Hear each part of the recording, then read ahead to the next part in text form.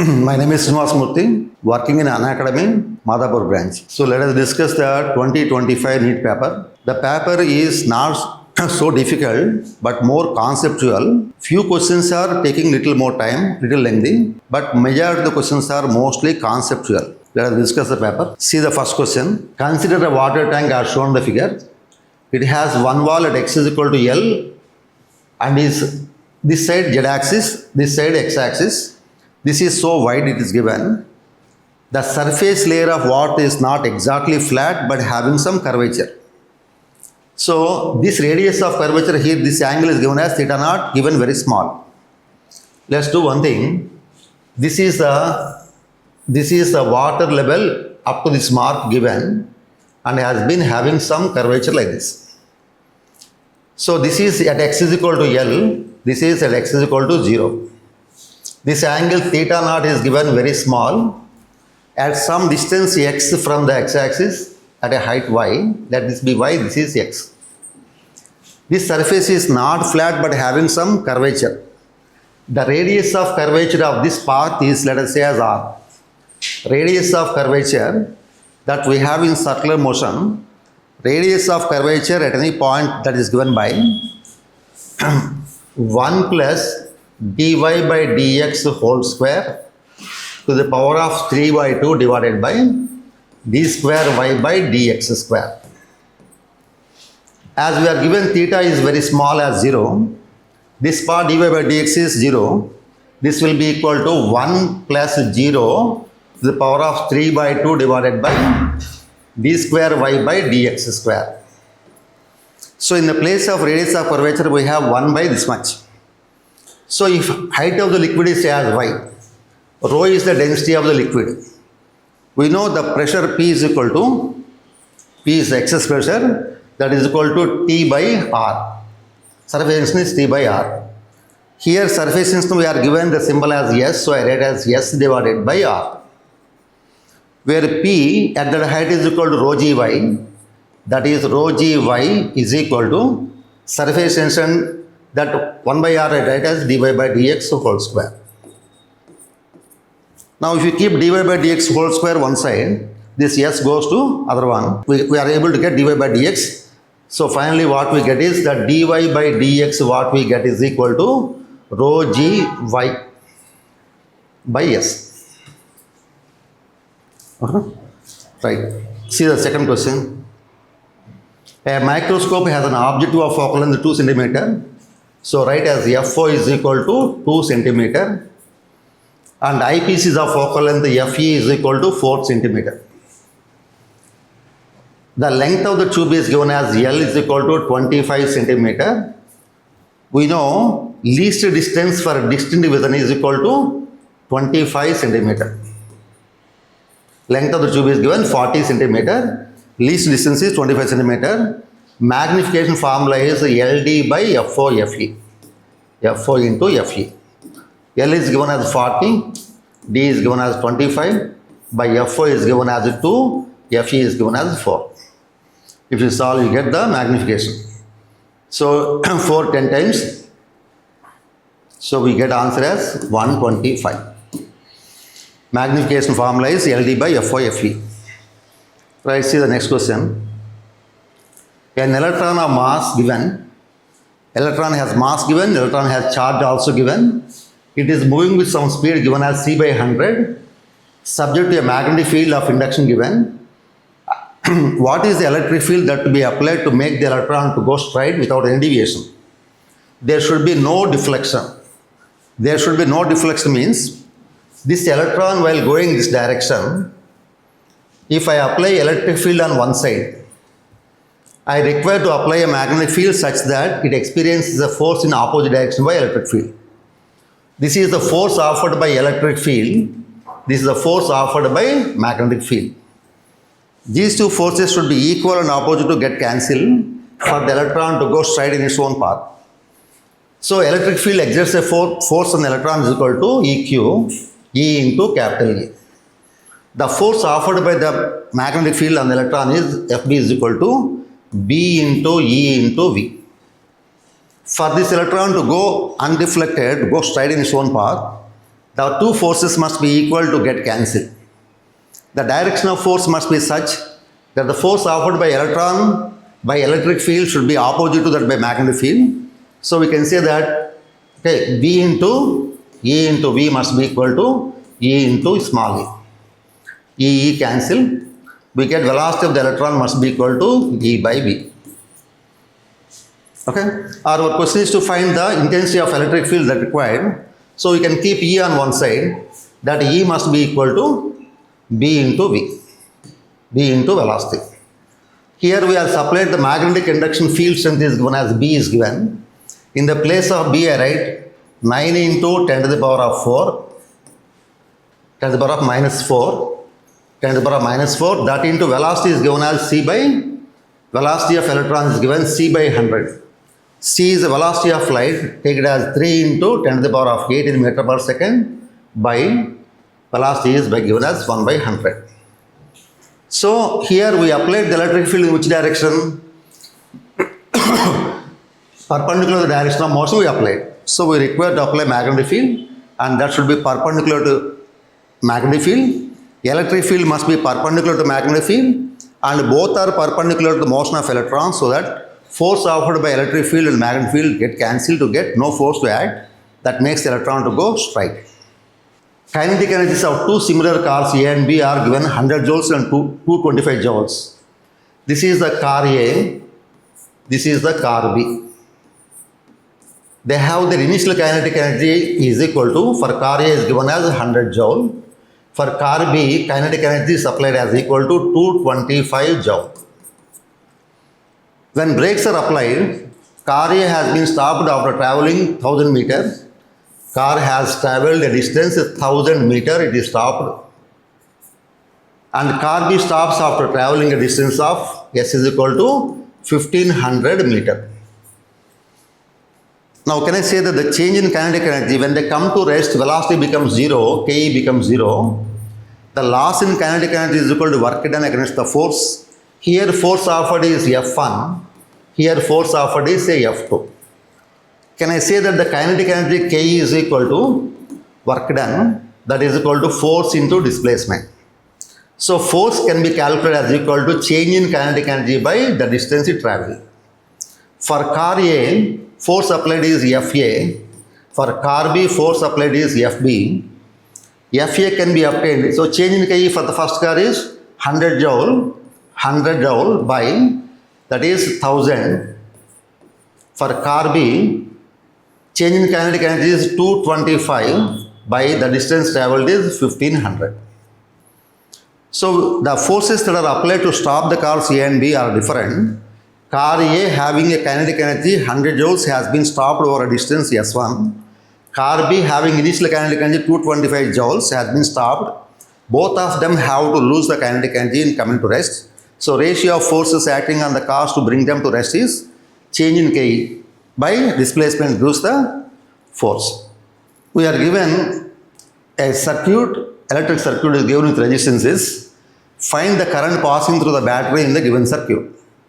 So across the battery we require to find the effective resistance to find the current passing through the cell. All the circuit has some resistance. I want to calculate R effective. Then applied EMF by effective resistance gives the current. To find the effective resistance, you see carefully. This branch is a Wheatstone's bridge. This is a Wheatstone's bridge. Now look at carefully. This is call it as P. Let me call as P. This I call Q. This is R and this is S. Is the condition for the Wheatstone's bridge to balance the condition is fulfilled. Now I can say that when P by Q is equal to R by S is fulfilled, P by Q is equal to R by S is fulfilled, the middle resistance is of no use. Whether it is there or not there makes no difference. As the condition is fulfilled for Wheatstone's bridge, P by Q is equal to R by S. Can I remove this middle resistance of no use? Simply ignore. Then you can say that these two come in series and these two come in series and the two sets come in parallel. Series resistance of 5 and 3 is 8. 8 ohm. 8 ohm is series resistance of 5 and 3. 2.5 and 1.5 also come in series and that is parallel to 4 ohm. These two have net resistance between this point and this point there is a effective resistance, parallel combination of 8 and 4, that is 8 into 4 divided by 8 plus 4 is 12. We get as 8 by 3 ohm. And that comes in series with 1.5, 5.5 and also we are given 1 by 3. So I want to calculate what is the net resistance across the cell. This comes to be equal to 8 by 3 by Wheatstone's bridge plus 1.5, I read as 3 by 2 plus 5.5, write as 11 by 2 plus again 1 by 3 is there. Now if you calculate, the LCM is taken as 6. Total resistance between the across the cell I like to find. Once I find the net resistance, current driven by the cell is equal to applied EMF by net resistance. Now taking LCM as here, this is 16, this will be 3 into 3, 9, plus this is 3, 33, plus this is 2. So we can calculate the net resistance is equal to 25 plus 35, 60 by 6, so 10 ohm. So current I is equal to E divided by R effective. That effect resistance is 10 ohm. So our answer is 5 by 10, 0.5 ampere the current flow. So what we require to find the net resistance across the cell to find the current through cell. And I found a Wheatstone's bridge to reduce the size of the problem. Once I find and put a resistance in the place of that one, all the remaining resistors come in series. The output Y of the given logic implementation is similar to the output of a gate. For such questions, instead of using the Boolean algebra, better to use zeros and ones. Once you get the table, with the help of the table you can tell what type of gate that might be representing. Now let's say, let us put the table A, B, okay, and output is Y. Okay, if I say that A is kept as 0, B is also kept as 0. When I keep A 0 and B 0, this is 0, this is 1. Whatever the other one. This is A 0, that is 1. Both inputs of this gate is, this AND gate is, this is an AND gate. Both the inputs are 1, 1. Output is equal to 1. Suppose I keep A as 0, this also will be 0. A 0, B is kept as 1. If B is kept as 1, what will happen then? So 0, 0, 0 and 1, output is 1. This NOR gate has output 1. And both inputs are 1, 1, this AND gate output is 1. 1, 0 also, this is 1. Even if I say A is 0, B is 1. If I say A as, now A is kept as 0, B is kept as 0, output B is kept as 1. One of the inputs is 0 to say NOR gate has its output 1. Output is 1. Now I change it. A is kept as 1, 1, 0. B is being 0, one of the inputs for both the NOR gates. Output is again 1, 1 and we get the output as 1. We get the output again as 1. When both are 1, 1, see, this time I change both inputs are kept as 1, 1. This output is 0 here, this output is 0 and this output will be 0. So when both are 1, 1, this is 0. Now you see, in the case of AND gate, if all zeros are there, AND gate, if this output should be equal to 1, this should be just opposite to AND gate, so this is what I called as a NAND gate I call. Next one.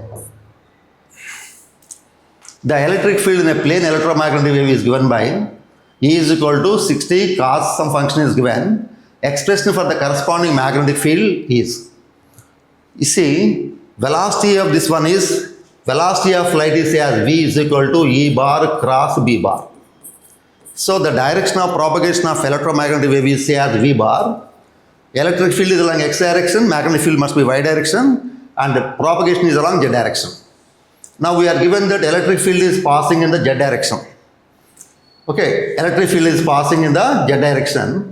Where should be the for magnetic wave? We are asked to calculate what's the magnetic wave. As we know, C is equal to E by B. C is equal to E by B. Now we require to calculate what's the magnetic induction field first, as B is equal to that is equal to E by C. That magnitude is there given as 16 and velocity of flight is given as 3 into 10 to the power of 8 in meter per second. So as we know that to write, this is the electric field vector. This is given as electric field vector is along z direction, and the magnetic field vector must be such that direction of propagation should be along perpendicular to both electric and magnetic fields. So we can calculate this is equal to 20 into 10 to the power of minus 8, or we can write as 2 into 10 to the power of minus 7.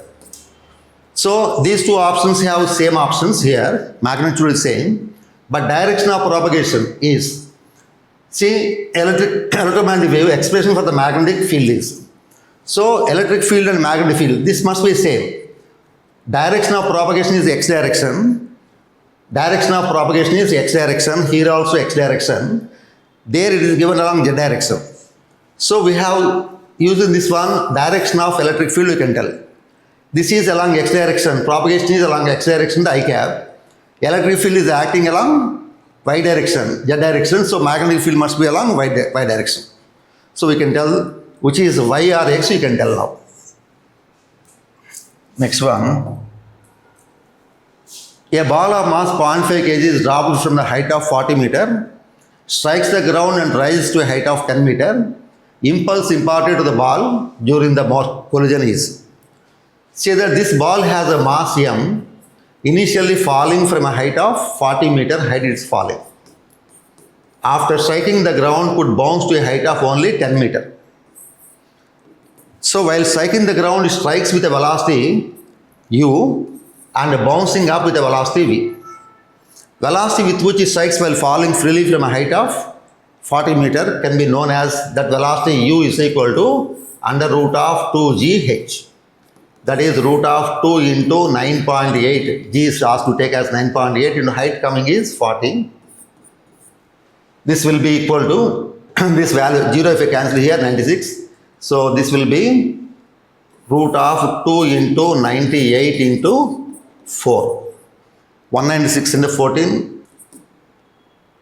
This is coming from a height of 2 into 4. This is root of 2 into 49 into 4. That will be 2 into 7 into 2. So it comes to 28 meter per second is the velocity, strikes the ground. In order to go up a height equal to 10 meter, it has to bounce up with the velocity v is equal to under root of 2 into 9.8 into 10. It goes up with a velocity of 14 meter per second. While striking, its velocity is in downward direction, while bouncing in the upward direction. So impulse is nothing but change in momentum. As the two vectors lie in opposite direction, we have to add them. So impulse is equal to change in momentum. That impulse is equal to mv minus of minus mu. That is equal to m into v plus u. Mass of the ball is given 0.5 kg. Mass of the ball is given 0.5 kg. So this is 0.5 into 28 plus 14. Okay, that is 42 by 221 in Newton second. That's the impulse imparted to the ball. Next one.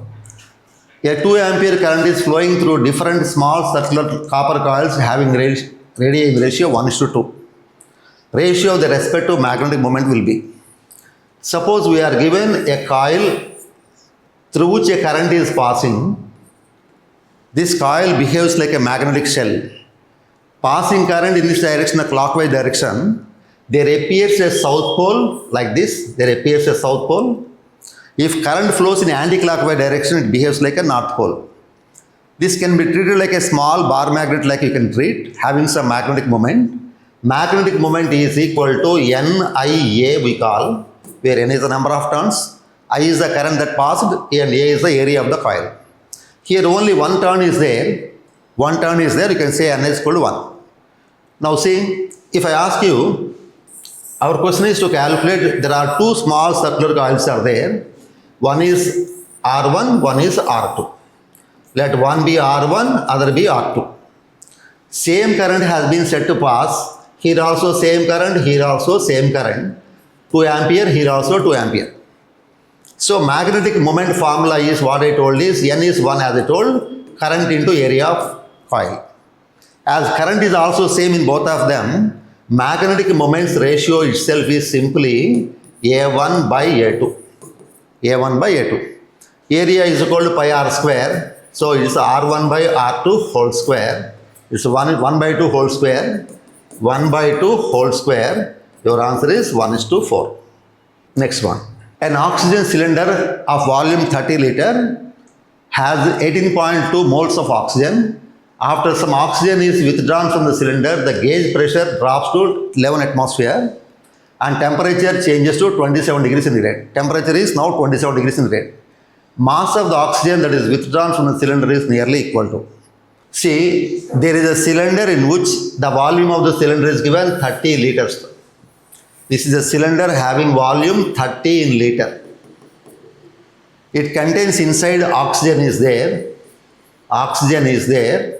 The number of moles that inside the cylinder is given as 18.2 moles of oxygen was there initially. Initially it contains 30 liters of volume, 18.2 moles of oxygen was there. We removed some oxygen taken out. How much mass of oxygen has been taken out so that the remaining oxygen available inside the cylinder to have some pressure whose gauge pressure is 11 atmosphere and temperature now is 300 K at 27 degrees centigrade. So let N be the number of moles removed. Let N be the number of moles of oxygen that is taken out, removed, or number of oxygen available upon. It is now taken as number of moles available inside, and that number of moles N corresponds to P into V by R into T. Now the pressure we are referred as gauge pressure is nothing but more than atmospheric pressure, and actual pressure must be equal to 12 atmosphere. 12 atmosphere means 12 into 10 to the power of 5 I can write as in Pascal. Volume of the cylinder is given as 30 in liters, 30 into 10 to the power of -3 in meter cube SI system. R is 8.314 into temperature of the gas now is given as 27 degrees centigrade means this is 300 in Kelvin. With this first we have to calculate the number of moles of gas at present available. Initial number was 18.2 and now we calculate the number of moles at present available is the difference, this is 1. Now after calculation of this N, number of moles removed, let us calculate. Number of moles of gas removed and taken 18.2 moles and available at present is N number of moles are available. The difference is the number of moles of the gas that is removed. This number of moles you multiply with its atomic weight, that's what we are given. That gives the mass that is removed. Okay, R is given, take R value 100 by 12 only you can write. In the place of 100 by 12 you can write. And then calculate. Okay, and also molecular mass of oxygen is given 32. So I want to calculate what is the mass removed. What is the mass that is removed? You can calculate is equal to this 18.2 minus that number of moles at present available gives the number of moles removed. Multiply with 32, that is gram molecular weight, that is 32 in grams. You write in 10 to the power of -3, you get your answer. Okay? Right, next one. In some approximate units, time t, position x are related as t is given as equal to x square plus x we are given. Asked to find what's the acceleration of particle.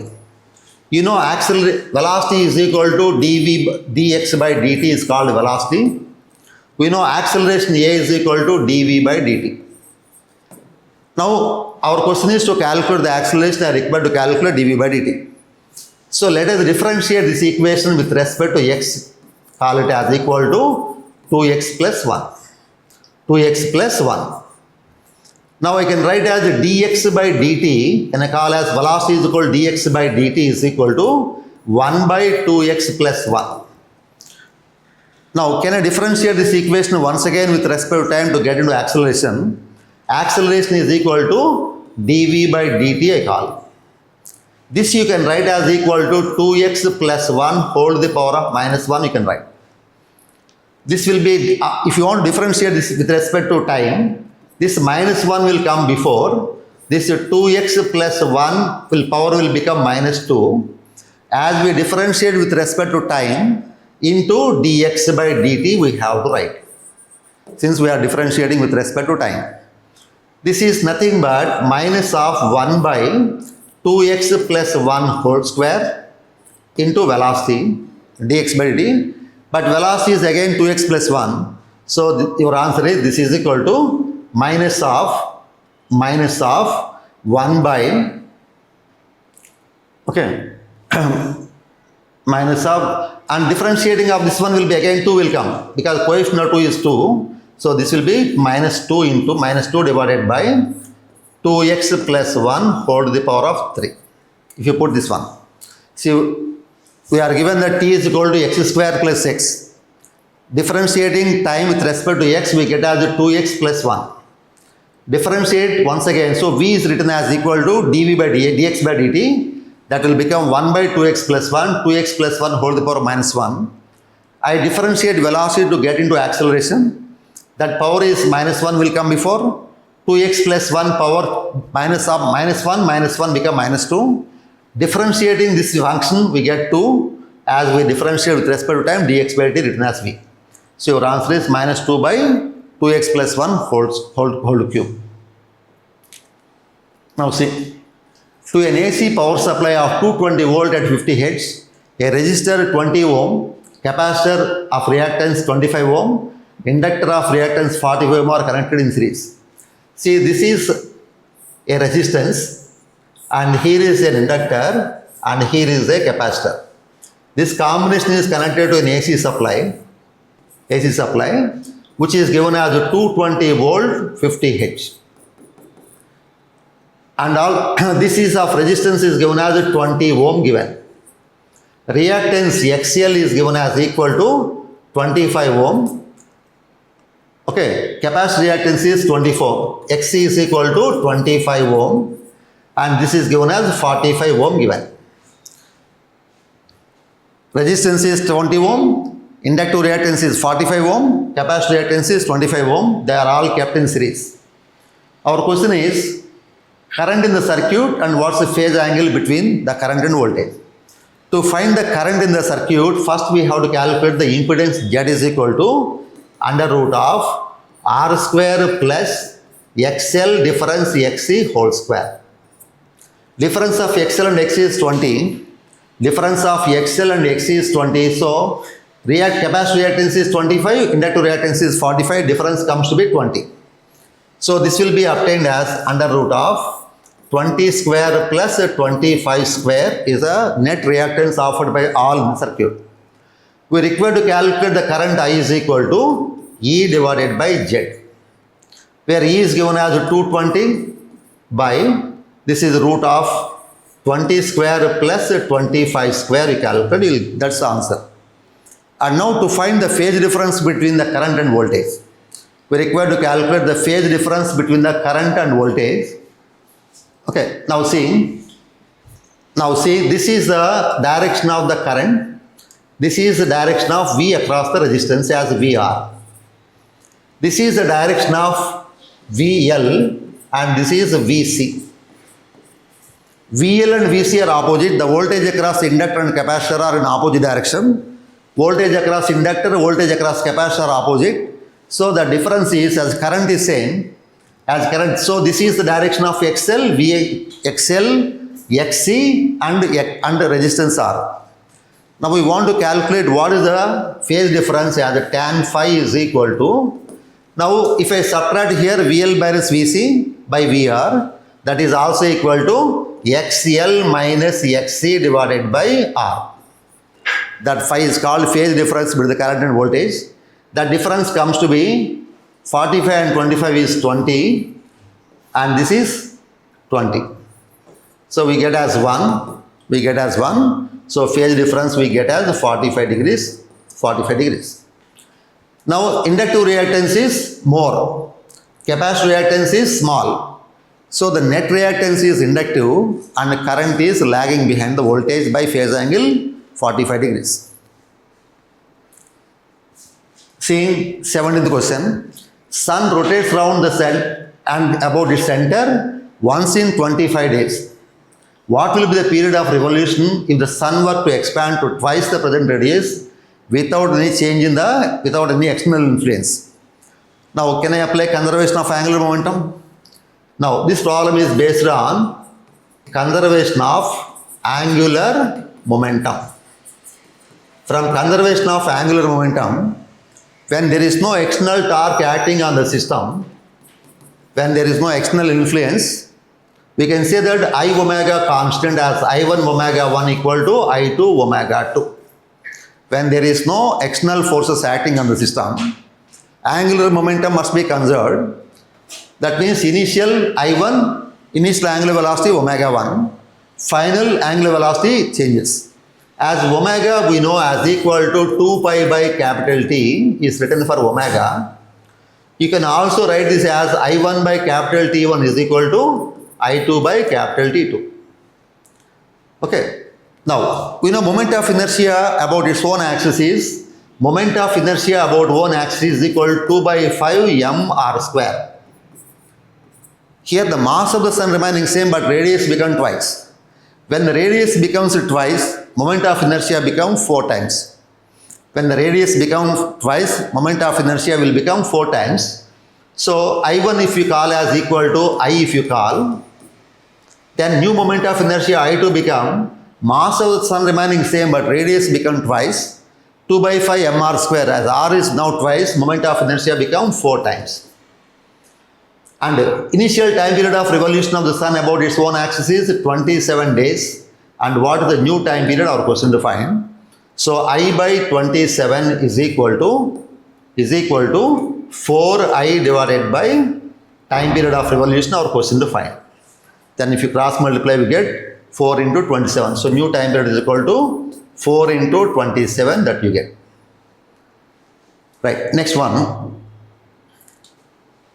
A model for quantized motion of electron in uniform magnetic field B states that the flux passing out through the orbit of electron is given as nh by E, where n is an integer, h is a Planck's constant, and E is the magnitude of charge of electron. According to the model, the magnetic moment of electron in the lowest energy state will be. We are given that magnetic induction field is given as B and flux passing through the orbit of an electron is given as nh by E. So flux passing is equal to B into A. We know flux is equal to B into area. Flux passing is given as B into A. Passing through the orbit of electron is n times h by E is equal to n times h by E. A model of quantized motion of electron in uniform magnetic field B states that flux passing through the orbit of electron, magnetic induction is given B, area of the orbit is A, the flux through that orbit is n times h by E, where h is the Planck's constant. According to this model, the magnetic moment, our question is to calculate what is the magnetic moment. Magnetic moment formula is I into A. Magnetic moment formula is I into A. According to this model, magnetic moment of electron in this lowest energy state is. So simply calculate D is the magnetic induction, area is area, let R be the radius of the nth orbit. The lowest energy state is the first orbit you can take. Put n is equal to 1, you will get the answer. Next one. There are three identical heat conducting rods are connected in series. They have same length and they have same area, identical in size. The rods are kept, the rods on the sides of thermal conductivity are 2K. Now, see, this is three identical rods but different thermal conductivities. Their lengths are same, areas are same. Same length, same length, same length. Same area of cross section all of three have. But one has conductivity 2K, middle one is K, last one is again 2K given. This side we maintained 3T temperature, this side temperature is T. So from high temperature towards the low temperature, there flows the heat through all the three rods. Can I say in the steady state, the rate of flow of heat through every rod is same. Whatever is the rate of flow of heat through first rod, same is that through second rod, same is that through third rod. So now our question is to find the rods are thermal insulated from outside. In the steady state, the temperature at the junction, at the left junction is T1, this T1, and that right junction is T2. So here temperature is say T1, here temperature is say T2. Then our question is to find T1 by T2, our question. So first let me calculate T1, T2 separately and then divide the two. Can I say this is the temperature difference for the first rod to carry the heat? That rate of flow of heat dQ by dt is equal to K into A into difference in temperature. Difference in temperature, that is dt divided by length of the conductor. In the steady state, the rate of flow of heat is thermal conductivity K, area of cross section A, difference in temperature across the rod by length of the rod. I can equate these three rate of flow of heat. I can equate. Now for the first rod I can write, as 2K into A into temperature difference is 3T minus T1 by L. This must be equal to, across the middle rod, temperature is T1 is greater than T2 for heat to flow from left to right. That thermal conductivity is taken as K into A into temperature difference is T1 minus T2 divided by L. The same is the rate of flow of heat through the third rod, where temperature is T2 here, T here. That is equal to 2K into A into, I can write as 2T minus T2 minus T divided by length is L. KL throughout cancel. We get 2 into 3T minus T1 for the first one is equal to KAL cancel. We get T minus T2, that is equal to 2 times of T2 minus T. Now let us take first and second one equation, second, third one equation. Having two variables in two equations, one is T1, one is T2. Let us calculate separately T1, T2 and then as our question is to divide T1 with T2, we get T1, T2 from here and then substitute there to find. Here the concept is, in the steady state, through all the rods, rate of flow of heat is same. That rate of flow of heat is equal to constant. This is our con. So whatever is the rate of flow of heat through first rod, same is that through second rod, same is that through third rod. As we have first and second one equation, second, third one equation, and then we can these two one equation we take to find T1 and T2 in terms of T to substitute there. Right, next one. The plates of a parallel plate capacitor are, gap is given as D. So this is the one plate of a capacitor, this is other plate and gap is given as D. Now first dielectric is of dielectric constant K1 whose thickness is 3D by 8. So this space has been kept with one type of dielectric is kept here. The thickness is 3D by 8 is given. So this gap is 3D by 8. Having a dielectric constant given as, first one is K1. That's given as 1.25, you can substitute later. The second dielectric is of thickness D by 2. This second dielectric is given thickness D by 2. It has a different dielectric constant which is given as K2. And total gap is D minus of 3D by 8 minus of D by 2 is the gap left over, that is taken as air whose dielectric constant is taken as 1.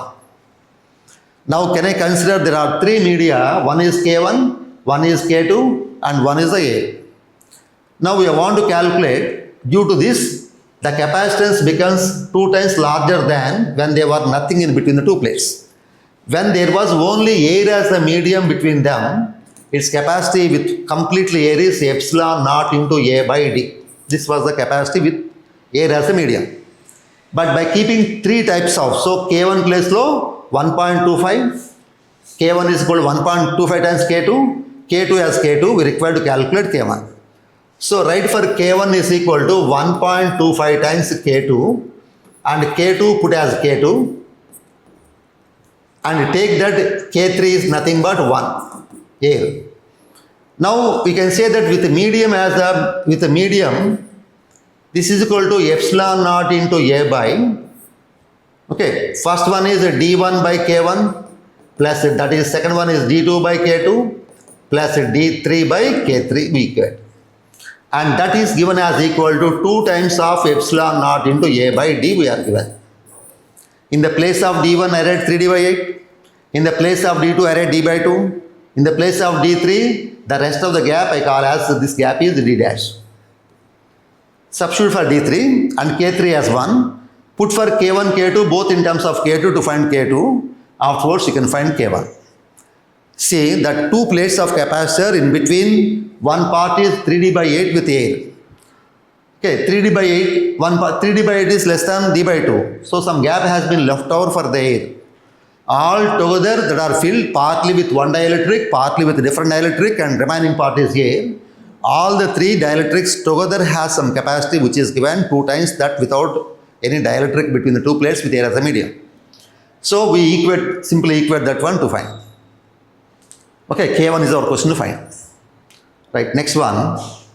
There are 2 cities X and Y are connected by regular bus service. See, this is one city X, this is the other city say Y.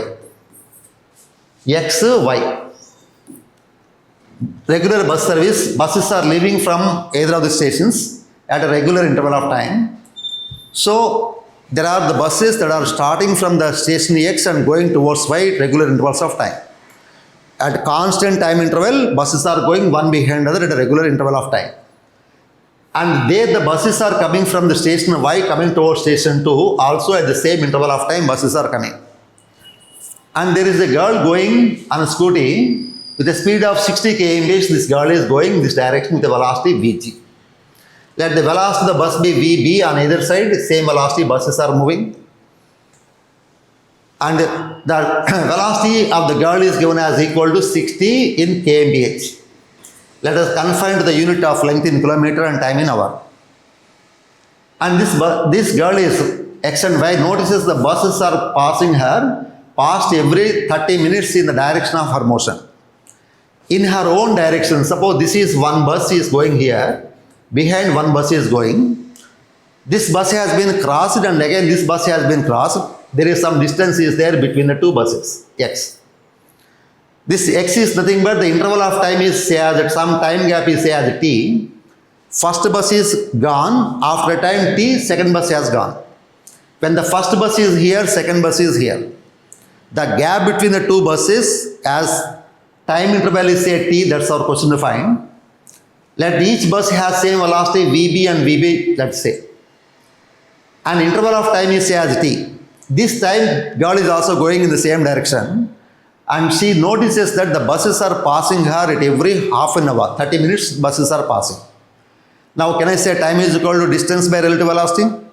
This gap is equal to S if you call, that is equal to velocity of the bus into time interval is say T. The distance between the first bus and second bus, because second bus is delayed by time T seconds, first bus has gone ahead a distance X here.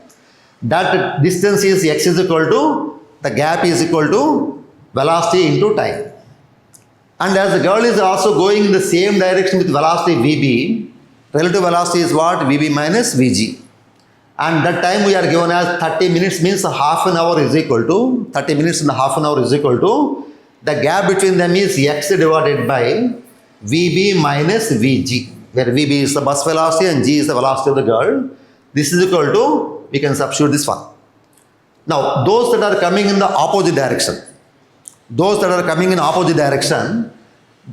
bus is coming this direction, girl is going in opposite direction, the relative velocity is Vb plus Vg.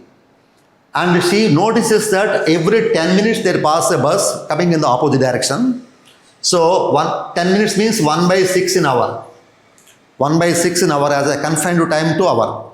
That is equal to same distance as X by, same distance has to be covered by the girl by, this time is Vb plus Vg. Vb plus Vg in opposite direction. Where X is the distance travelled, velocity of the bus into time. Okay. Now, velocity of the girl is known. Let us divide the 2 equations first to cancel X. Let us divide the two equations to cancel x first.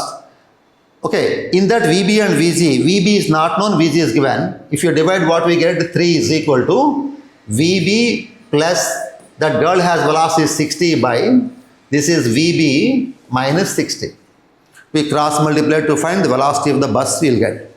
Once we find the velocity of the bus, okay, then we can substitute here to calculate the time in which the buses have been coming.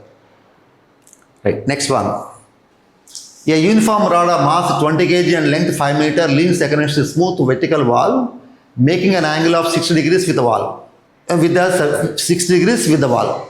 The other end is resting on a rough horizontal floor. Frictional force that floor exerts on the rod is. See, this is the vertical wall and this is the horizontal floor. There is a uniform rod is leaning against the wall.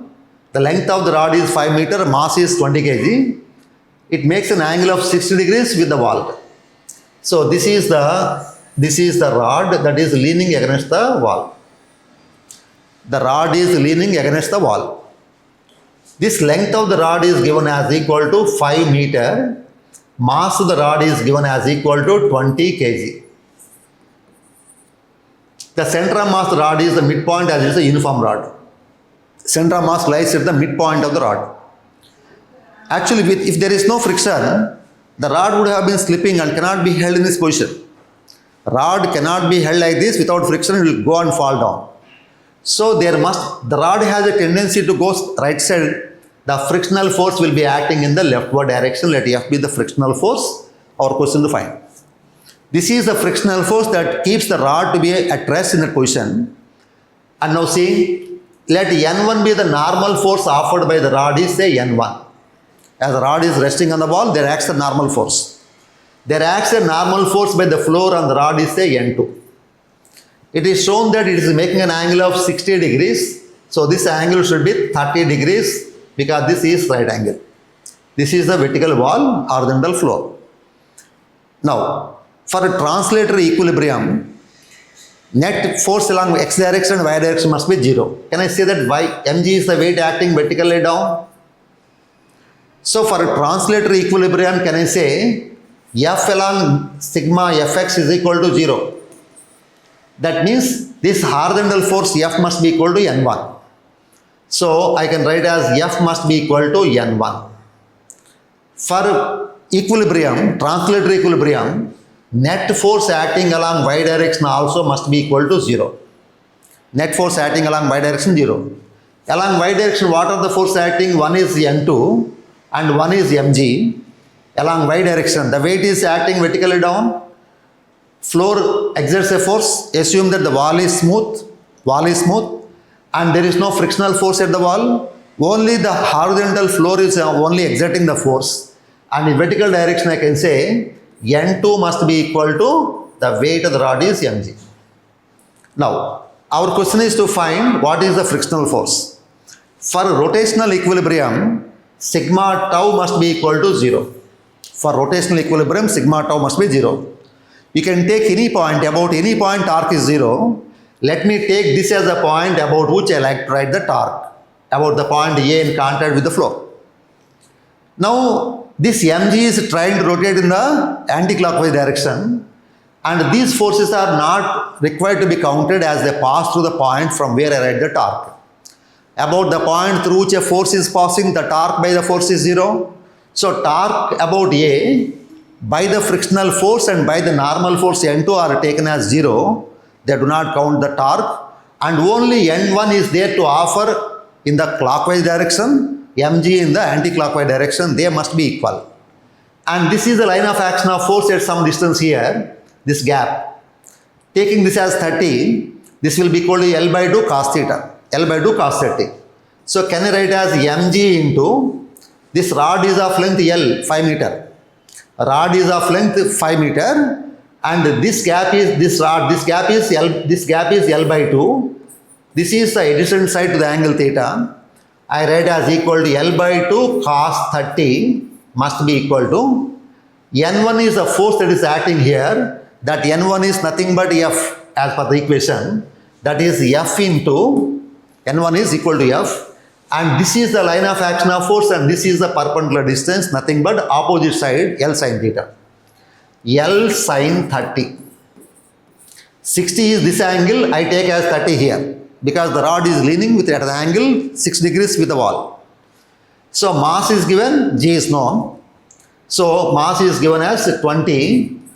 Let us take G as 10. Length of the rod is 5 by 2. Cos 30 is root 3 by 2 is equal to the force of friction or question to find into 5 into sin 30 is 1 by 2. Only F is there, that we can find F. So here for rod has been at rest means it is in both translatory equilibrium and rotatory equilibrium. For a translatory equilibrium, net horizontal force must be 0. Horizontal forces are 1 is F, 1 is N1. In y direction the forces are 1 is N2 acting upward direction and mg acting in the downward direction, they must be equal. For rotational equilibrium, torque about any point is 0. For my convenience to avoid these two forces, I took this as A as the point about which I write the torque. mg is there to act a torque in anti-clockwise direction and N1 is trying to rotate in the clockwise direction. They must be equal to cancel. Thereby the net torque is 0. So mg into this gap is a perpendicular distance of this line of action is, this is L by 2 cos theta. And this is the line of action of force for N1 at a perpendicular distance, opposite side is L sin theta, L sin 30. And we can calculate F after cancellation. 5 can be cancelled here. These two also can be cancelled. That's our answer. F you can find. Now see, in an oscillating spring mass system, a spring is connected to a box filled with sand. So this is the roof and here is a spring and connected to a box that is kept with some sand inside. There is sand inside the box. As the box is oscillates, the sand is leaked away and as the box is oscillating up and down. One way the box is oscillating, one way sand has been drained out. So the average frequency and average amplitude A of the system are plotted with time. Which of the following is that correct? Now see, this spring has some spring constant K that does not vary with time. But the mass inside cannot be constant as it goes away. Our first one is how the angular frequency of oscillation that's going to vary with time. We know angular frequency of oscillation omega is equal to root of K by M. K does not vary with time, but mass goes on decreasing as sand is leaking away. So there is a hole is there, sand particles are going out. That makes the mass to decrease. As mass in denominator decreases, what happens to angular velocity will increase. Angular velocity will increase. As mass decreases with time, omega has to increase. But that increase is not linear as square root is there. So I can say that as the time goes on, omega starting from value, initial value that goes on increasing like this with time. Right. Our second part of the question is, what happens to the amplitude of vibration? At any instant of time you say, this is the mass M, downward force by gravity at that time is mg. This side spring force offered is K into X where X is the amplitude. So mg is acting downward direction, Kx is acting in the upward direction.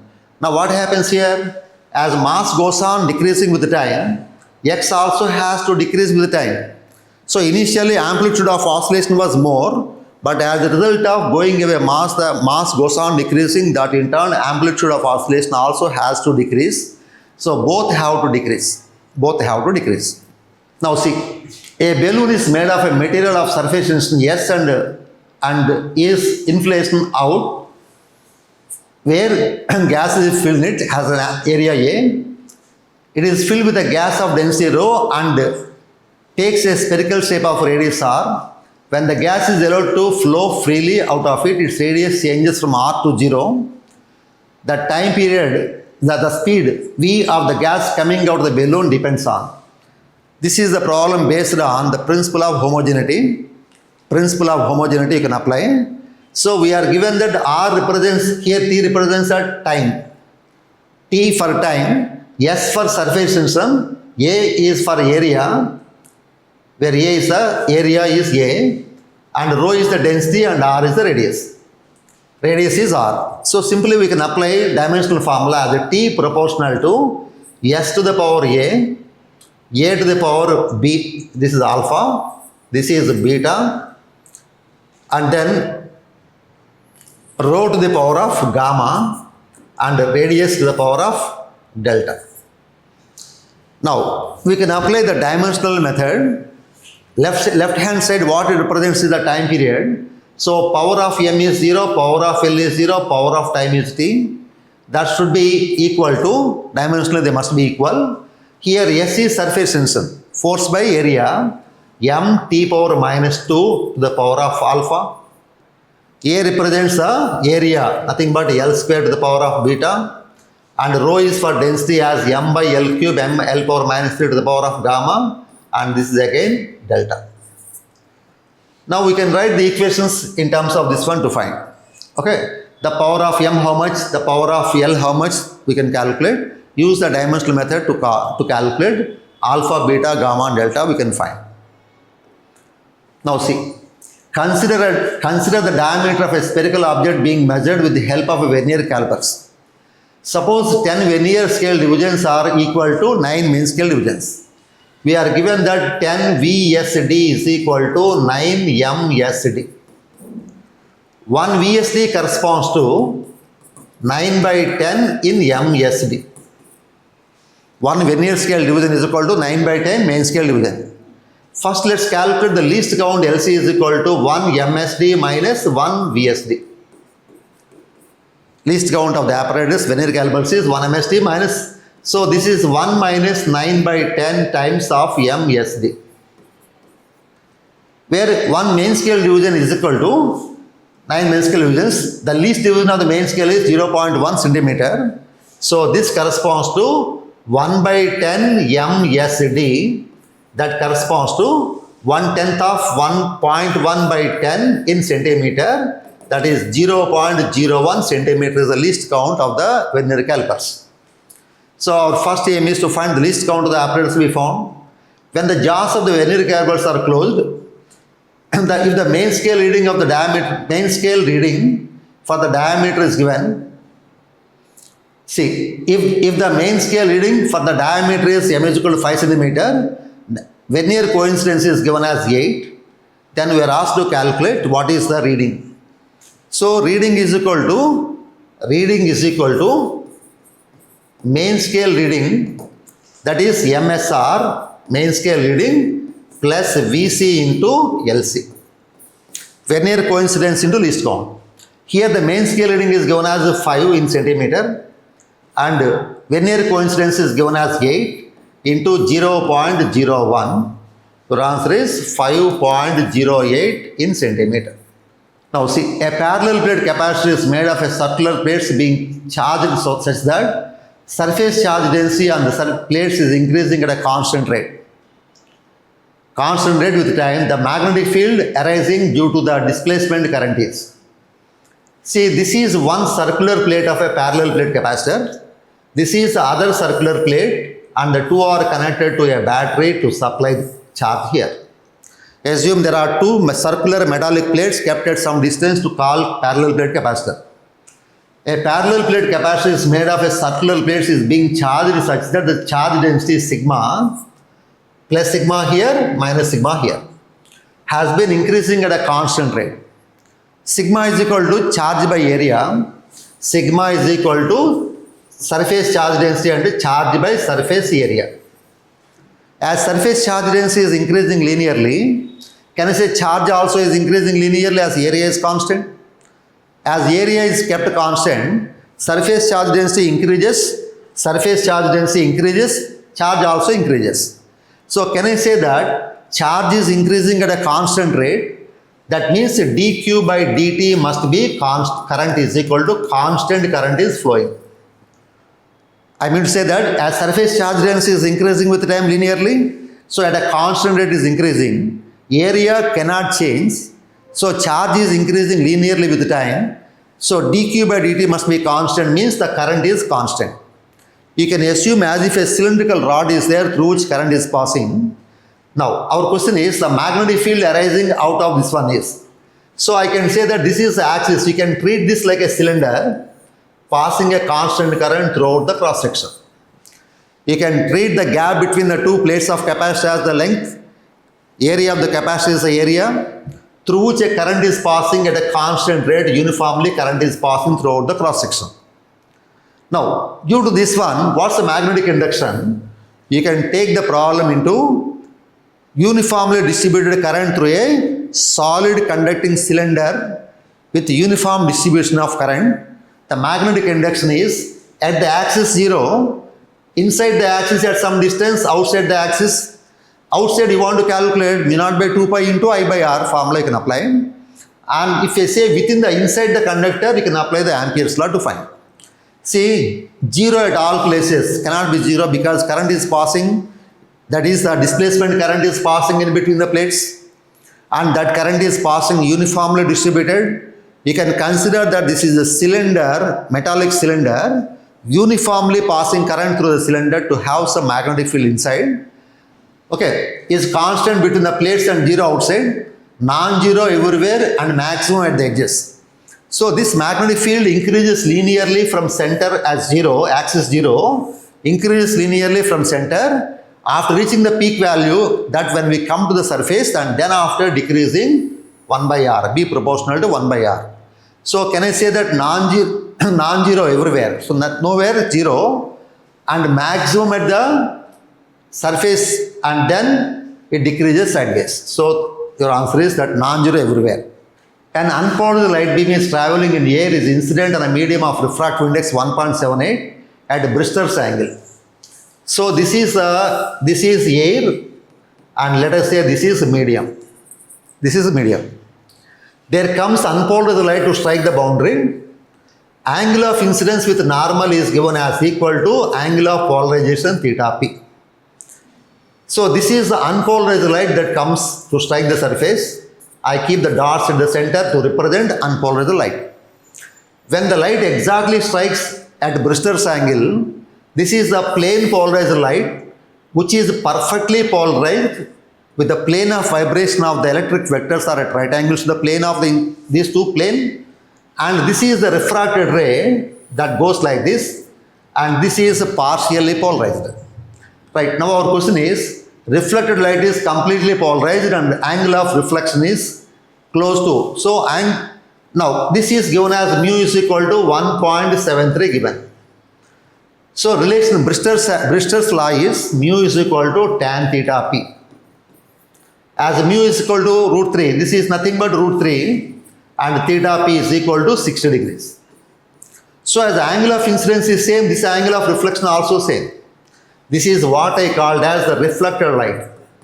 This is what I called as the reflected ray, and this is what I called as the refracted ray. And reflected light is perfectly polarized, whose angle is also same as theta p.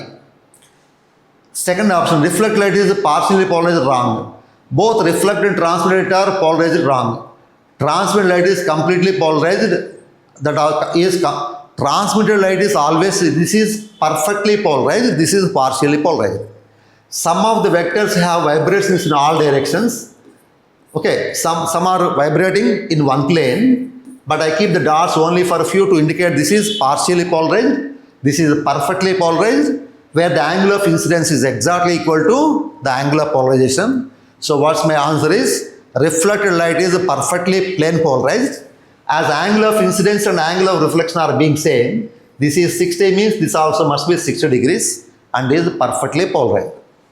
Now see, two identical charged conducting spheres A and B have their centers separated by a distance.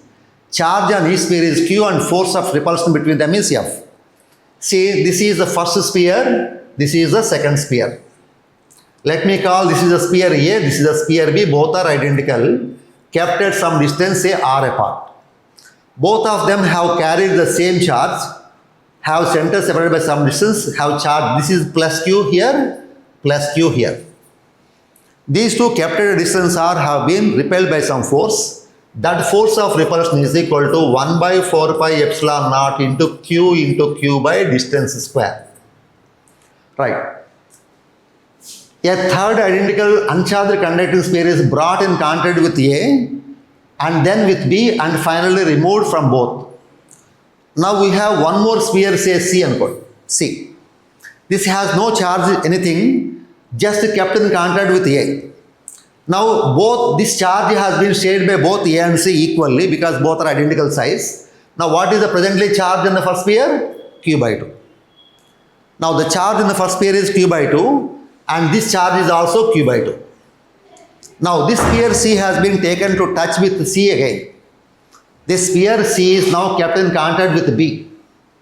First we kept A and B in contact to share half of. Now let's say this sphere was having a charge. Initially how much charge? The first sphere was having a charge plus Q. I keep it as it is.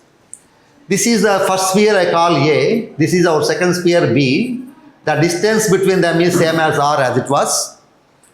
And keeping contact this C with A retains half charge because both are of equal radius, equal capacity and equal capacity. Both have to share equally. Now A has retained half of the charge, initial charge, and B having some charge initially Q. This C is kept in contact. C is kept in contact with B then. What is then charge, total charge? B carries a charge Q, C carries a charge Q by 2. Together will become half and half. So 1.5 Q by 2 and 0. This is 3 Q by, B has only 3 Q by 4. C also has now 3 Q by 4. Right, see? A has charge Q, B also has same charge Q. Initially they were at some distance R apart to have some force between them as F. Now we have one more identical sphere C having no charge on it, kept in contact with A first. When it kept in contact with A, what happens? Q is carried by A, C has no charge. C has no charge, A alone has charge. That charge they share equally and A has charge Q by 2 and C has charge Q by 2. Second time what we did, C is kept in contact with B. B has charge Q, C has charge Q by 2 now. Together what is the charge? Q plus Q by 2. 3 Q by 2. That 3 Q by 2 is the total charge 50-50. B and C will share. Now what is the presently charge there on the sphere B is 3 Q by 4. Now the new force as F dash. Presently force acting between A and B at same distance is F dash.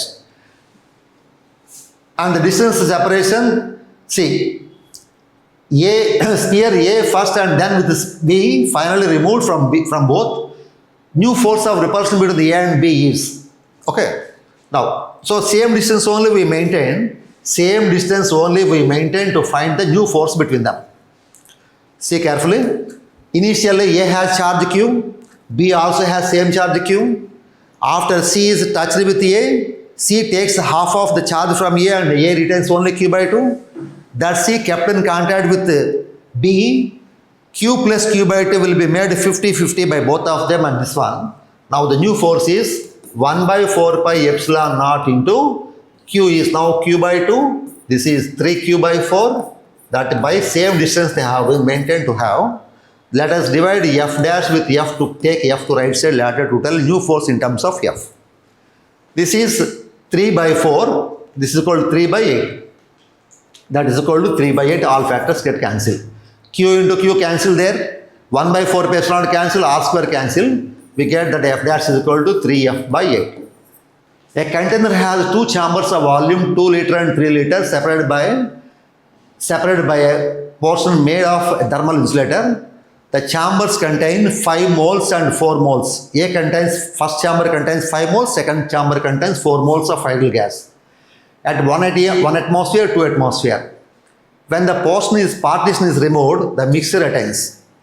See, this is the first chamber having a volume 2 liter. This is our second chamber having a volume V2 is equal to 3 liter. These two are connected with a narrow capillary tube closed. There is a partition is made between them. The first one contains N1 moles, 5 moles of gas, N is equal to 5, and second one contains 4 moles of gas, 4. Okay. When the partition is removed, mixture attains equilibrium at a pressure of. First one is 2 moles here, 3 moles here. Thermal insulator contains 5 moles and 4 moles of gas. In the first one, the pressure is P1 is equal to 1 atmosphere. In the second chamber, the pressure is given as 2 atmosphere. See, when the mixer attain, when the partition is removed, the entire volume is occupied. Some gas may go here or there, some gas is going, but together the total number of moles in both of them remains same. So I say N1 plus N2 is equal to N1 dash plus N2 dash, where N1 is the initial number of moles here, N1 dash is later. N2 is the initial number of moles, N2 dash is later. Together the total number of moles same. N is equal to PV by RT. So we can write as P1 V1 by R into T is equal to that plus P2 V2 by R into T is equal to, now a pressure is common pressure same as both P and P. Okay, and volume is same as V1 here by R into T plus P into V2 by R into T. That common pressure P is equal to P1 V1 plus P2 V2 by V1 plus V2. Where P1 is the pressure of the gas in the first time is 1, its volume is 5. P2 is the pressure, second time 2 into 4 by V1 plus V2 is 2 plus 3, that is 2 plus 3, that is 5. Now that's the new pressure of the gas. There may go some gas from one chamber into other chamber, but together in both the chambers the total number of moles remains same. Until they attain common pressure, there flows the gas from one into other to attain the common pressure in both of them. See, the radius of the Martian orbit around the Sun is about 4 times that of the orbit of Mercury. Martian has 487 Earth days. Then, which of the following is length of one year of Mercury? Now, can I apply the Kepler's third law? Kepler's third law. The square of the time Kepler's law I am going to apply. This is problem based on the Kepler's third law, law of time periods. The square of the time period of revolution of a planet round the Sun is directly proportional to cube of the mean distance of the Sun from the planet. So you can write as T1 by T2 is equal to distance of one planet to other planet whole to the power of 3 by 2. First one take Mars and second one is Mercury, and Mars time period is given as 687 by, this is a T2, our question to find. Okay, now distance is about, Mars has a distance about 4 times that of the Mercury time. So can I say this is 4R here, this is R here to the power of 3 by 2. Now we can calculate what's the time period for the second one, you can tell. So cross multiply, get T2. So this problem is based on the Kepler's third law, as square of the time period proportional to cube of the distance of the planet from the Sun. See, there is a body weighs 48 Newton on the surface of Earth. The gravitational force experienced by the body due to Earth at a height equal to 1/3 of the radius of the Earth. See, the weight on the surface of Earth we are given as equal to 48 in Newton. As we go away from surface of Earth to large height, the acceleration due to gravity at that location is G bracket R by R plus H whole square. As the height we are referred as equal to 1/3 of the radius of the Earth. So given that H is equal to R by 3, G into R by R plus R by 3 whole square. So I like to first find what's the value of G at that height to find its weight there. That means this is 3, this is 4R, 3. So G into 3R by 4R. 3 plus 1, 4 whole square. 3 by 4 whole square means 9 by 16 times G. So can I say that the weight at that height is equal to mg dash is equal to mg into 9 by 16. The weight there on the surface of Earth is given as 48. That 48 into 9 by 16 is the something less than the weight there on the Earth it is showing. Because when we go large height, what happens? There is a decrease in value of G that decreases the weight. A wire of resistance R is cut into 8 equal pieces. From these pieces, 2 equivalent resistances are made by adding 4 of them together in parallel, and these 2 sets are added in series. We are given a wire. This wire has a resistance capital R. It has been cut into 8 equal pieces that every piece has resistance R by 8. Now from these pieces 2 equivalent resistances are made by joining them 4 in together in the parallel. So if I keep 4 of them in parallel, each one is of resistance, how much it is? R by 8. Such are joined in parallel, and this is also joined them in the parallel. 4 of them are joined in parallel. So this effect resistance of this part will be equal to R by 8 by 4 and kept in series with one more as R by 8 by 4. Okay? So R by 32 plus R by 32 become R by 16 is the effective resistance of the combination. Total wire has resistance R cut into 8 identical pieces, that every piece has resistance equal to R by 8 is the resistance of every piece. 4 of them are kept in parallel and one more 4 are kept in parallel. The two sets joined in series to have the net resistance. R by 8, R by 8, R by 8, R by 8, together is R by 8 by 4. One more set joined in series to have R by 16. See, this is a electric field is acting in this region, say as E bar. Suppose there is an electric dipole with a plus here, minus here, plus Q here, minus Q here, having the dipole moment from negative to positive. This is acting in some direction here. Let initially the angle was say theta 1. Initially the angle was theta 1. This has been turned through an angle theta 2. In the process of rotating the dipole, some change of potential energy, some work is done. Now, our question is, dipole has a dipole moment given as 5 into 10 to the power of minus 6. So, can I say magnitude of dipole moment is 5 into 10 to the power of minus 6 coulomb meter. The intensity of electric field there is E is equal to 4 into 10 to the power of 5 in Newton per coulomb we are given. Now, in the process to increase the angle from theta 1 to theta 2, I call what is the change in potential energy, nothing but work done to rotate the dipole. Intensity of electric field is E, dipole moment is P, initial angle is theta 1 cos theta 1 minus cos theta 2. This is the work done to rotate the dipole from initial angle theta 1 to final angle theta 2. That is nothing but change in the potential energy. That is our question. So in the place of here it has 4 into 10 to the power of minus 10 to the power of 5, 5 into 10 to the power of minus 6, cos 0. Initially it was in the direction of electric field. So theta 1 was 0, theta 2 is 60, cos 0 minus cos 60. So initial angle is theta 0 as it was initially along the direction of electric field has been turned through 60 degrees. In the process to rotate the dipole through 60 degrees, some work is done, some change in the potential energy. Your answer is cos 0 is 1, cos 60 is 1 by 2. So this is 20 power minus 1. So this is 2 into cos 0 1, cos 60 1 by 2. Your answer is 1 joule of work has to be done. In rotating the dipole through 60 degrees, some work to be done, nothing but change in the potential energy. Now see, a constant voltage of 50 volt is maintained between the points A and B. The current through the branch CD of the circuit is.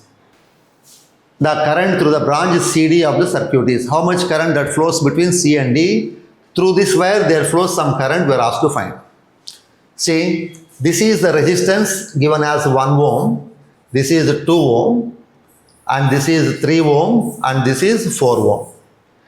Combination is connected to a supply of voltage 50 volt. A wire is joined here to here, C to D, a wire is joined, there flows some current. This is given as 1 ohm here, this is given as 3 ohm, this is 2 ohm, this is 4 ohm. Now can I say that 1 ohm and 3 ohm are in parallel to have 1 ohm and 3 ohm are in parallel? The net resistance, the parallel combination of these two is 1 into 3 by 1 plus 3, that is 3 by 4 ohm effect resistance. In the same way, 2 and 4 are also in parallel. I want to put a single resistance between them. 2 into 4 by 2 plus 4, we got as equal to 4 by 3 in ohm. Now, this is equivalent to I want to just show this is two like a single resistance and these two like a single resistance, and this resistance is 3 by 4 in ohm parallel combination, and this resistance is 4 by 3 in ohm, and these two together are supplied to the battery of 50 volts to share the potential. Now, I want to find what is the potential difference across the first set and across the second set, V1, V2 I want. Can I say same current has to flow through both of them in series? Thereby V is equal to I into R, as I is constant, V1 by V2 must be equal to R1 by R2. R1 by R2 is nothing but 3 by 4 divided by 4 by 3. We get as 9 by 16 is the ratio. Now, what is the potential difference across the first set from here to here? Potential difference I want to find. That potential V1 is equal to 9 by 9 plus 16 is 25 into applied potential is 50 volt. That gives by 50, that gives 18 volts is the potential difference. That gives 18 volts of potential difference. So, what I understood, potential difference here is 18 volts I got. Remaining is here. 18 means 50 minus 18 and 32 volts is there here as potential difference. So, the combination has some potential difference here and here. Now, if there flows some current say as I1 here, how much current has to flow through 1 ohm to get 18 volt? Can I say that current must be equal to 18 ampere has to flow to get a PD of 18 volt. Here 32 volt is there. The current here that is flowing is as I2 is the current if I call. To get a PD of 32, there flows a current of 16 amperes has to flow here. Here to here current coming is 18 ampere, and here passing only 16 ampere. The difference is 2 ampere has to bypass from C to D. So the current that flows in the wire. Our question is the current through the branch CD of the circuit. Through the wire CD there flows a current of 2 ampere. 2 ampere current has to pass, and these two currents are passing here together to flow. Right, next one. A photon and electron of mass m. Photon and electron having mass m have same energy. So we are given that energy of the photon is equal to energy of the electron. We are given that energy of the electron, same energy of the energy of the electron. Energy of the photon is equal to energy of the electron. We know energy of the photon is equal to a photon and electron of mass m have same energy. Energy of the photon is equal to mc square for photon. For a photon, energy is equal to mc square. Whereas for the electron, energy is again same as E, where m is the mass of photon, into c square. Energy of the electron also given as E, that gives m half m mass of electron into velocity of the electron is v square. We are given that photon and electron have same energy E and E. Their de Broglie wavelength is ratio of de Broglie wavelength. You know de Broglie wavelength lambda is equal to h by mc for photon. For photon I call ph here. This is mc. Okay, this is equal to de Broglie wavelength of photon is equal to h by mass into velocity. This is the mass of photon. And for electron, de Broglie wavelength is equal to h by mass into velocity.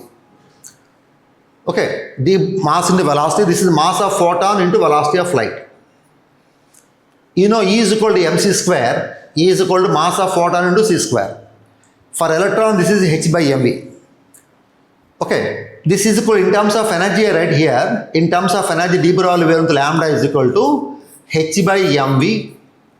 That is equal to h by p for photon, for a particle. That is equal to h by under root of 2m into energy I write. 2m into energy. Only one difference that you have to notice is for the photon you should write as mass into c square you have to write. For electron we should not, we have to write as mc square, you have mv square, half mv square you have to write. And you substitute, you'll get it. Right, next one. Which of the following options represents the variation of photocurrent as light? See, here intensity of light, here photoelectric current. More the intensity means more the number of photons that are striking to have more light to fall, more the photons make more electrons to increase. Here frequency of light when you change, kinetic energy of electron may change, but number of photons striking remaining same. Frequency cannot change the photoelectric current, so this is wrong. Intensity of light as increases, number of photons striking will increase, photocurrent has to increase, this is wrong. Here frequency has no way connected to current, frequency changes the kinetic energy, so your answer is photoelectric current is proportional to intensity of light, so increases as the number of photons striking increases. A sphere of radius r is cut from a larger solid sphere of radius 2r as shown. The ratio of the moment of inertia of the smaller sphere to that of the rest of the part. Now, this is the original sphere having some moment of inertia. Let's say about this axis, it has some moment of inertia. The sphere which I cut on the right side, having the radius r by 2, this radius is given as r, and full sphere given the radius as 2r. Okay, this radius is now half, so mass will become 1/8. Let the mass be m, let me call this mass m, this initial mass was 8m. Initial mass was 8m and mass removed is m. Before removing this part, the complete sphere was there. This complete sphere was there before removing the mass. Its moment of inertia let me call as I1 before removing the mass. That is 2/5 into mass is 8m. Mass is 8m into radius is 2r whole square. Now, this part I removed has some moment of inertia. This part I removed has some moment of inertia I2. That is equal to 2/5 into its mass is m, its radius is r square. If I subtract I2 from I1, I get the moment of inertia of the rest of the sphere I get. Moment of inertia of the rest of the sphere is I3 is equal to I1 minus I2. This is complete sphere with whole mass 8m. Radius was 2r. This part of radius r has mass 1/8 of the complete sphere has mass m I kept and radius is r. So this part is now removed. Remaining sphere has moment of inertia I1 minus I2. That is 2/5. Okay, mr square if I take common. 2/5 mr square if I take common. 2/5 mr square common. 8 into 4, 32. 32 minus 1. This is the moment of inertia of the rest of the sphere. Now your question is to calculate what is the ratio of the moment of inertia of the smaller sphere to that of the rest of the sphere about the same axis. Now this moment of inertia of the sphere about this axis. So we have to apply parallax theorem plus. Now see, we are asked to calculate the moment of inertia of the sphere about this axis. Now applying the parallaxes, plus mass is m into square of the distance is r square. Mass is m, distance is r. So this will be 2/5 plus 1. This is 7/5 mr square. This is 2/5 mr square plus mr square is 7/5 mr square. So moment of inertia of the remaining sphere after removal is I3 is equal to I1 minus I2 we calculate. Subtracting this one. And then this moment of inertia is the rest of the sphere and this is for the part we removed. Divided into 2 we get the ratio we get. Now see, a full wave rectifier circuit with two diodes D1 and D2. The input supply voltage V input is given. At t is equal to 15 milliseconds, what is? Now we know in the case of mutual inductance E is equal to minus of M into di by dt. If I differentiate, what I get is minus of M into, this is 220 sine 100 pi t we get. This minus sign, this minus is to indicate that at the instant of time that this is positive, this is negative, this goes to negative, this goes to positive. So at t is equal to 0, minus of M into di by dt, that is d by dt of 220 sine 100 pi t. Okay, that is now what my focus is that there is a minus sign to have a phase difference of pi radians here. So at t is equal to 15 milliseconds we put, input voltage will be 220 sine 100 pi t. 100 pi into time is given as 1 by 15 milliseconds, 15 into 10 to the power minus 3 right now. Okay, at this time what we have is 10 to the power minus 3 goes to numerator. This will be 220 into sine of this 10 to the power of 3 goes to 1 millisecond. So we have to say that what it is now, 100 pi by 15 here, 10 to the power of 3 here. Okay, this is 100 by 15 after 15 milliseconds. What's the, if you put as 50 as time is taken as 15 milliseconds. Okay, now we require to calculate this one, and this is positive means this is negative, this is negative, there will come a phase reversal. So we have to see that at that instant is it upper one is positive or negative. Accordingly we see the negative one, and there comes a phase difference or not, you can check it. Now, two gases A and B are filled at the same pressure in same separate cylinders with movable pistons of radius RA and RB. On supplying equal amount of heat to both the systems reversibly under constant pressure, the piston of the gas A and B are displaced by 16 and 9 cm. Change in the internal energy is same. Then the ratio of RA to RB is equal to. There are two gases A and B are filled at the same pressure in separate cylinders with movable piston of radius RA and RB. On supplying equal amount of heat to both of them, piston of the gas A and B are displaced by 6 cm and 9 cm respectively. See, this is the first cylinder A I call. This is the first cylinder A. This is the second cylinder, say B.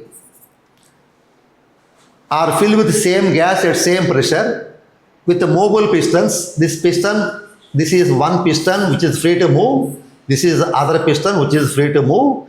The gases were kept under same pressure P and P. This first piston has radius as RA and second piston has radius as RB.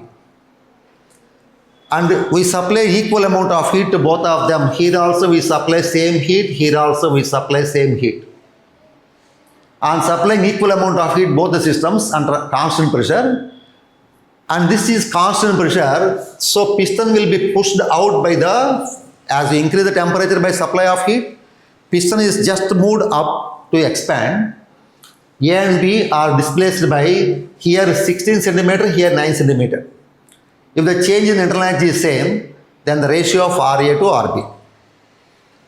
Okay, so we supply same heat. We have dQ is equal to du plus dW.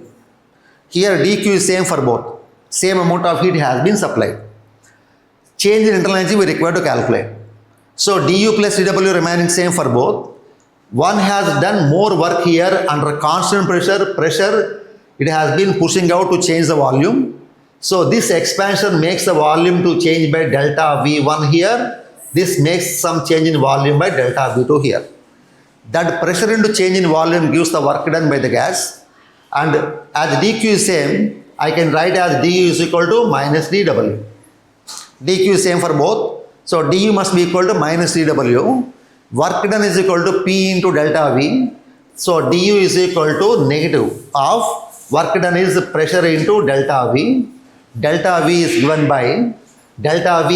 by, so here the radius is RA, here the radius is RB. So delta V first case is pi into RA square into the displacement is here is S1 here is S2 here, that into S1 there, and delta V2 is equal to pi into RB square into the displacement is S2. So the change in the pressure can be, we are given that the pressure is same, both are constant pressure process only, pushing the piston out to have to do some work, and as the heat supplied is same for both, du must be equal to minus dW. Okay, same heat is given, now we can go for the ratio. A physical quantity P is related to 4 observations A, B, C, D as follows. The percentage errors we are asked to find. Here P is given as A cube B square by C into root D. So we are asked to calculate the percentage error in the measurement of P. So delta P by P into 100 your question to find.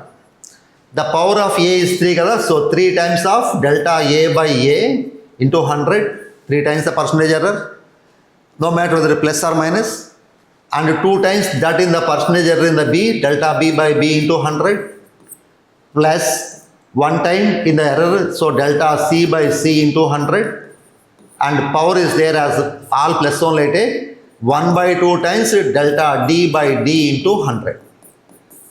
Now you can simply tell the A, B, C, D are given as, so 3 times that in A is 3 into 1 plus 2 times in B 2 into 3 plus 1 time in C, that is 1 into 2 and is half of, that is 4. That is the percentage error. So our answer is 3 plus 6 plus 2 plus 2, that is 3 plus 6 plus 2 plus 9 plus is 13%. So plus or minus 13% is your answer.